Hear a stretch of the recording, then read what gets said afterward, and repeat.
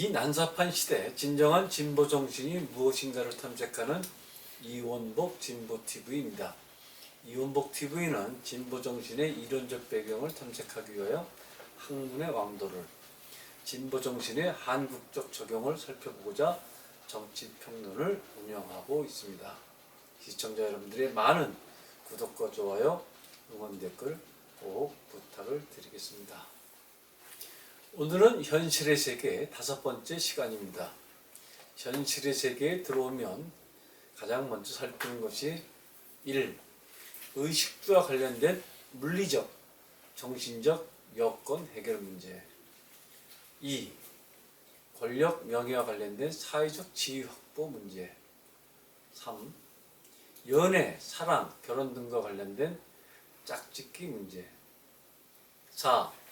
이 긴 인생을 어떻게 의미있고 재미있게 사느냐 하는 삶의 다양성의 문제. 5. 나의 삶을 이어줄 후손들을 어떻게 만들고 어떻게 교육 관리하느냐의 육아 문제. 6. 이 모든 일들을 정상적으로 이어갈 건강 유지 문제. 이러한 것들이 현실 생활의 중심 주제라 하겠습니다. 우리 대중은 암암리에 이 6가지의 스트레스를 품고 이를 해결하는 수단을 열심히 찾고 있다고 보면 좋겠습니다. 오늘은 현실의 세계 5번째 시간이므로 이 6가지를 중심으로 올바른 삶과 생활의 표준 지침을 한번 생각해 보는 시간을 갖도록 하겠습니다.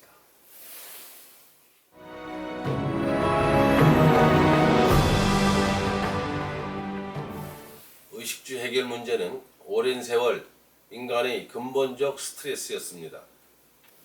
지금도 이 문제가 해결이 안 된 나라나 개인이 전 세계적으로 반 이상은 되지 않을까 추정해 봅니다.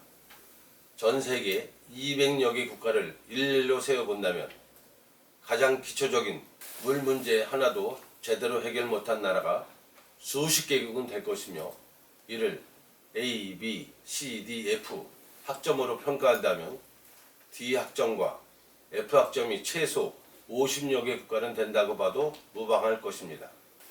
간단한 물과 전기 문제조차도 해결 못 본 국가나 개인이 엄청나게 많다 하겠습니다.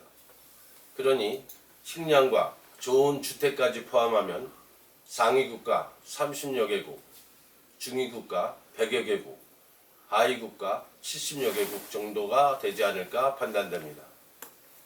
상위 국가라 한다면 한 가구 기준 4인 가족, 주택은 25평 내외에 우리나라 화폐 기준으로 약 2억 원 정도, 월세로 환산하면 보증금 5천만 원에 월세 4, 50만 원 수준이면 시민들이 괜찮다 하지 않을까 싶습니다.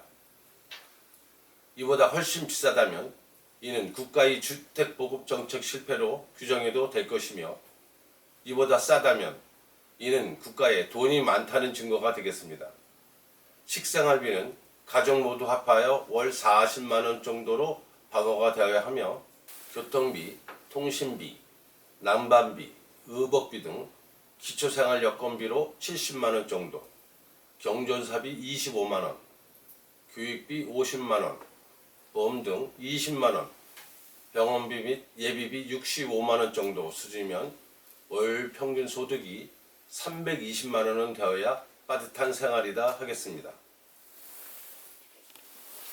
한국의 1인당 GNP가 보통 3만 불 된다고 하는데, 이는 4인 가족 가장의 연봉이 평균 12만 불, 세금을 떼었다 가정해도 최소 연 1억 2천만 원 정도는 되어야 한다는 뜻입니다. 그런데 여러분 그렇게 느끼십니까?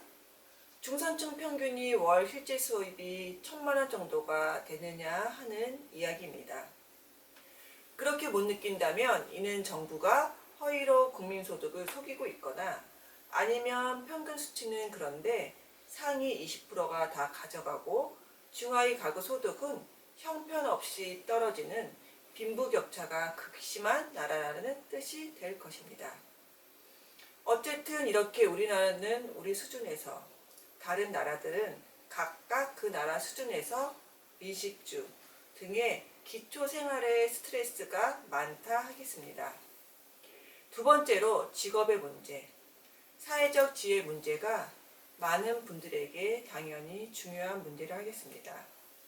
이래서 어느 물에 가서 노느냐로 그 사람의 평생 삶이 결정된다고 봐도 과언이 아니겠습니다.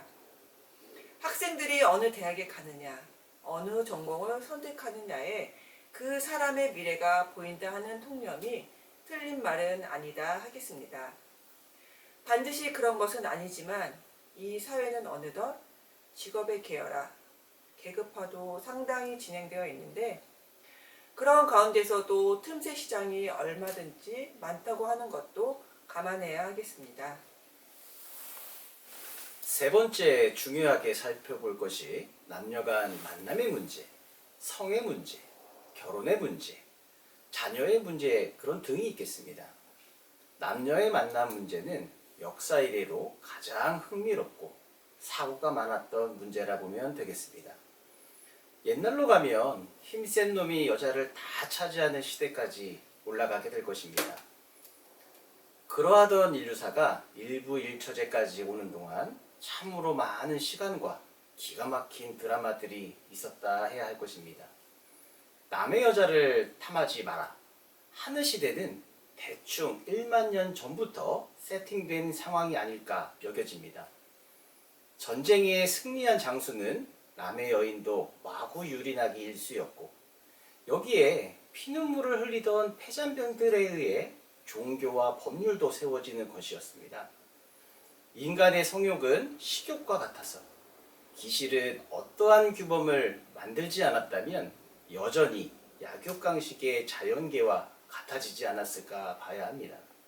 식욕도 많은 문제를 일으키지만 성욕은 자식을 잉태하는 문제 때문에 일찍부터 사회적 규범이 필요한 영역이었다 하겠습니다. 남자와 여자가 어떻게 만나야 하느냐, 어떤 것이 정답이냐의 문제는 참으로 어려운 문제라 하겠습니다. 현재도 결혼한 유부녀, 유부남인데 남의 여자, 남의 남자에 눈길을 주는 사람은 들판의 가로수만큼이나 많은 게 현실 아니겠습니까? 어디까지를 죄라 해야 하고 어디까지는 이해할 만하다 해야 할지도 아직 결론이 없는 게 사실 아니겠습니까? 어쨌든 쉽지 않은 문제입니다. 그러나 어떠한 경우든 강간은 결코 용납될 수 없으며 분명한 죄가 된다 해야 하겠습니다. 어느 정도까지 혼전 연애를 봐줄 수 있느냐, 혼자 결혼 안 하고 사는 건 어떠냐, 이런 문제는 결론을 내리기 어렵다 하는 게 정답이 아닐까 싶습니다. 하나님한테 가봐도 결론 내려주지 못한다. 저는 그렇게 생각합니다. 이 긴 세월을 뭘 하면서 살아야 의미가 있고 재미가 있을까 하는 문제는 다소는 답이 있지 않을까 싶습니다. 우선 자신의 피 속에 흐르는 DNA, 즉 어떤 분야가 자신의 취향에 잘 맞는지 이것을 잘 파악하여 제1선택, 제2선택, 제3선택으로 한번 설정해 보는 것을 권하고 싶습니다. 그런 다음에도 어느 정도까지 목표를 할지, 예를 들어 프로 선수로 나갈지, 코치 정도만 할지, 프로덕션 직원으로 만족할지. 프로가 된다는 것은 10,000명, 10만 명, 100만 명 중에 한 사람이 나오는 시기고 관계회사 직원 정도는 1000명 중 하나, 100명 중 하나 정도로 확률이 당연히 떨어지는 것이니 어떤 상황이 자신에게 맞는지를 잘 선택하는 것도 지혜로운 일이다 하겠습니다. 일반적으로는 수요 못지않게 공급이 많은 분야로 가면 진입장벽이 낮아 그 직업을 가질 확률이 많다는 것이고 반대로 고시패스를 하듯 그 진입이 어려운 분야에 도전하려면 그만큼 더 많은 노력이 필요하다 하겠습니다. 어떤 직업을 갖느냐 하는 문제는 주변 선배들이나 집안의 어른들로부터 영향을 받는 것이 일반적이다 하겠습니다. 성장하면서 세상 전체를 잘 모르니까 주변의 누가 잘 나가더라 하는 소리를 들으면 나도 저거 하고 싶다, 이거 하고 싶다 이런 마음이 생길 것입니다. 누구는 군인, 장군으로, 누구는 과학자로, 누구는 선생님으로, 누구는 사장으로, 누구는 트럭 운전기사로, 누구는 선장으로 이렇게 여러 종류가 있으며 학창시절에 한번 시간을 내서 자신의 미래 직업에 대해 진지하게 서치해보는 것을 권할만 하겠습니다. 세상에는 직업의 가짓수가 수만 개 정도 있는 게 사실입니다. 우리나라 기준입니다. 미국에서는 수십만 개라고 하니 선진국이 되고 국가 사이즈가 클수록 직업의 가짓수도 당연히 늘어난다고 볼 수 있겠습니다. 오늘은 여기까지 하겠습니다. 육아와 건강관리 문제는 현실의 세계에서 당연히 우선순위가 높은 관심 분야라 하겠습니다.